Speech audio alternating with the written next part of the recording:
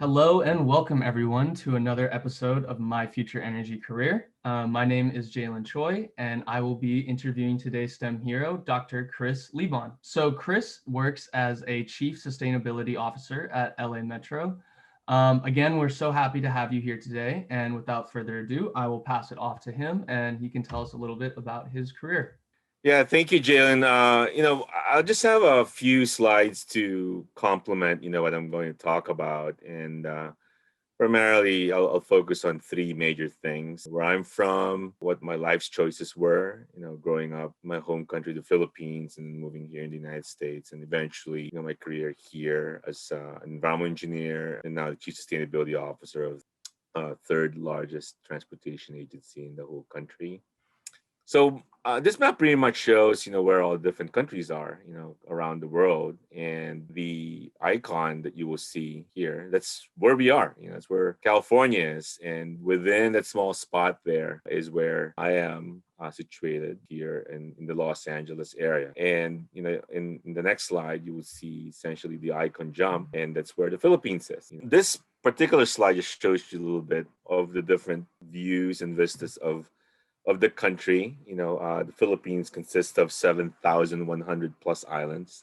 And the next slide shows you, what we call as the Chocolate Hills in the island of Bohol. And the next picture essentially shows what we call as the Banaue rice terraces, one of the great wonders of the world. And then the next slide shows you what we call as the Mayon volcano. This is a volcano play in the province called Legazpi Albay. It's the most perfect cone volcano in the world. This is also the place where my wife grew up, where Mayon volcano is. As you can imagine, essentially waking up in the morning and seeing, that volcano. The next picture in this particular slide provides you, a perspective of what I have seen, when I grew up. I talked a little bit about my wife and the beautiful volcano that she sees every morning. On the right side here is what I saw every single morning when I come from a developing nation, right? When there's and majority of the people don't have any running water. You have air pollution everywhere. Transportation is challenging to say the least. A lot of the people, including us, essentially were just thinking about surviving. You tend to use the least amount of water, eat pretty much all the food on your plate, don't have a whole lot of trash because, it's going to further pollute the environment. And, because electricity and water and everything else is very expensive, you grow up with your parents telling you to don't let the water run while you're brushing your teeth, because that's very expensive, or turn off the lights when you leave the room. And, we didn't talk about sustainability. We don't know what that is, but we lived it.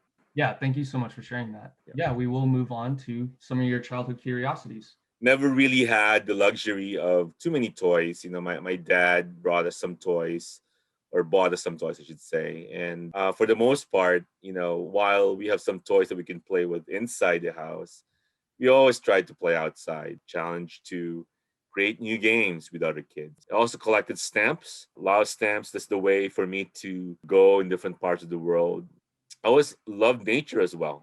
And in a series of pictures that you will see here, I've always seen, living in a tropical country in the Philippines, I've always seen, caterpillars around any time of the year. And then, the next set of pictures, just show you what I've experienced when I was growing up. I've seen these caterpillars transform into beautiful butterflies. Spent a lot of time with other kids in their homes. It was very common for us to be with other families and share our experiences, played with. And I think, this is quite interesting to note.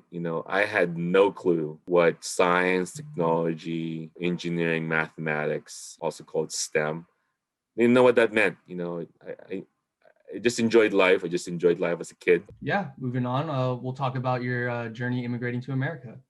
Yeah, I moved here when I was a teenager in And it's scary because I've always known only one country, Philippines. Moving here as a kid and going back to the Philippines to finish up college, it's an adjustment, a new way of life. I've always wondered again, what it is and what it looks like in other parts of the world. But moving here really changed my attitude towards this country. Living in different worlds, I would go here during the summer, I would go back to the Philippines. In my mind, it's the best of both worlds. I go back to a country that has a significant amount of people living in poverty, small number of people who live very affluent lives. And then, every summer I go here, pretty much, experience something similar. I try to identify in three ways. I am a Filipino because I come from the Philippines. I am an American because I chose the United States as my country. But I'm also a Filipino-American. And that label, pretty much defines, the unity of the culture in the way of thinking, that I personify in everything that I do. Moving on, we'll go a little bit about your career in university. Yeah, just very quickly, University of the Philippines is where I went. University of the People. This is the public university, the premier public university in the country. I remember I was a junior in high school, and I was talking to my dad and like, hey dad, what would be a good career choice? And he's like, I don't know. My dad's an engineer, right? And he never mentioned engineering. And I said, well, maybe geology, So I have no clue what that is. I really thought of maybe that's a good pathway to open my eyes to not only the world, but, using that as a gateway for what I call as, social prosperity. What I thought back then was, oh, maybe I can discover, the biggest, mine in the world or the biggest oil field in the world through geology, maybe make the country rich, right? But, as I went through that, I realized that it's much more than that. It's really opening up a lot of opportunities for myself, for the people I live with, for my colleagues back then. Having that kind of background in STEM is not gateway to prosperity, but opens up opportunities I've never really imagined. And next, we'll move into graduate school. Just looking back, it really solidified this idea that we are a connected planet. I've met so many people in my life while going back and forth to the Philippines, coming here, growing up at a very young age, and then working for 3 years, going to grad school, working for 3 more years, and then going for a doctorate in environmental science engineering. And one thing that I did mention this earlier. Science really about asking the question. I was trained like a scientist. I was trained as a scientist, I should say. But I thought that was very limiting for me. To be trained as a scientist. I saw myself as a problem solver.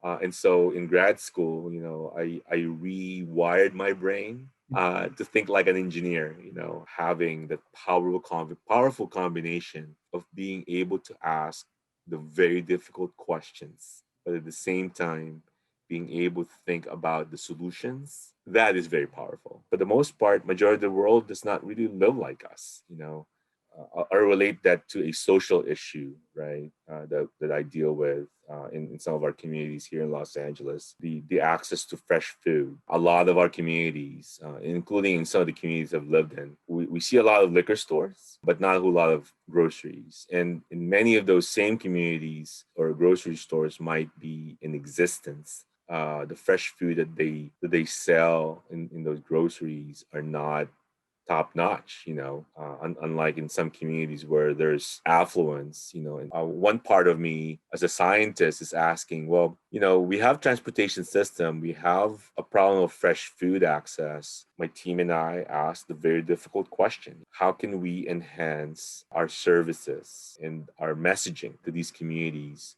so that these communities who don't necessarily have the access to better groceries, fresh food markets, that they'll be able to discover the transportation system that we're building. So they can go to those communities where there's fresh food. But as an engineer, you put your engineer hat on. How do we now build transportation networks so that people in those poor communities can actually access fresh food? So you tend to engineer those solutions. Yeah, very, very much enjoy that point. Thank you for sharing that. Yeah, moving on, we'll talk a little bit more about your career though. Yeah, just very quickly, I started out as, what we call as a consultant, and that's really helping out companies in the private organization.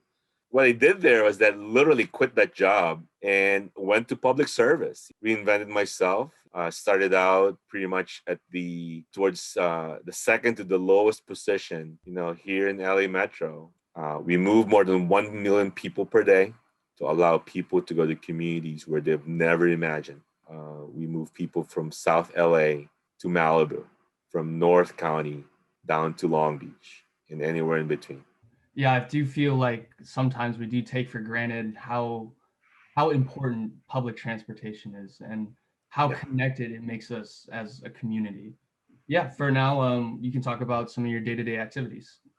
We plan, build, operate the transportation system across LA County, the 16th largest economy in the world. I'm focused on climate change and extreme weather events so that in the reduction in the impacts of climate and extreme weather events so that, our movement in transportation of people and goods, are not impacted. We build really cool, exciting things, that save energy and water. Focus for a moment, not on me in that picture, but, on the things that are around me. You have solar panels that we have on that rooftop. Our headquarters in the background there, the brown building that was built not as a green building, but we converted it to be a green building. We not only save money, not only reduce the impact on the environment, but allow the people who work there really enjoy good quality of air, good quality of water, quality of working space. Moving on, we'll just talk about a book your wife is working on and some advice you can offer to students.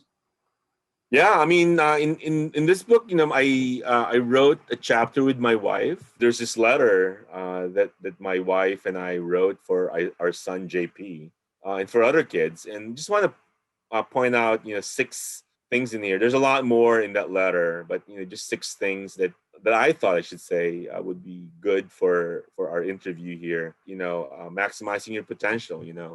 Failure is an option. Don't be afraid. Just do. Whenever an opportunity comes up, take it. It's okay to ask for help. Positive thinking is key. If you have people who always tell you that, hey, Cris, you can't really do that, forget about that statement. Do it anyway and try to make the best use of that opportunity. Emphasize it here again, be continually curious. Always try to be that individual who may never reach perfection, but through the practice of life, we become better individuals. And have fun in life. We only have one. Don't be too hard on yourself. A lot of people get really stressed about the things that they don't have or the things that they can't achieve or the things that they want to do but don't have the means for. Be the opposite. Look at what you have. Look at what's around you. Invent things. Think about what you can do despite the fact that there's not a whole lot to go by. Again, just great advice coming from Dr. Cris here. But yeah, to wrap up, we have the student question portion of this webinar. What projects are you currently working on right now? And within those projects, what about it gives you that fulfillment? We are building the most transformative transportation network. The transportation system is the backbone of the economic activity here in this region. But actually think about in that system that we're building to include, those ideas and technologies and systems for us to make a difference in people's lives. We're creating high paying jobs because of this building, planning, and operating that we're doing right now. We're connecting communities at the same time, allowing other industries in other sectors of our economy to be one LA, one community. It's fulfilling to think of that by itself. Yeah, couldn't have asked for a better answer to my question. I would just like to take this time to say a big, big, big thank you to Dr. Cris Liban for coming on today and sharing a little bit about your career, your passion, and your education on this webinar. Yeah, and I would also like to give a big thanks to all of you viewing today. If you would like to access our other STEM Hero videos, you can check our profile, The Energy Coalition, out on Vimeo or YouTube, or you can head over to peakstudents.org to see our full library of STEM Hero interviews.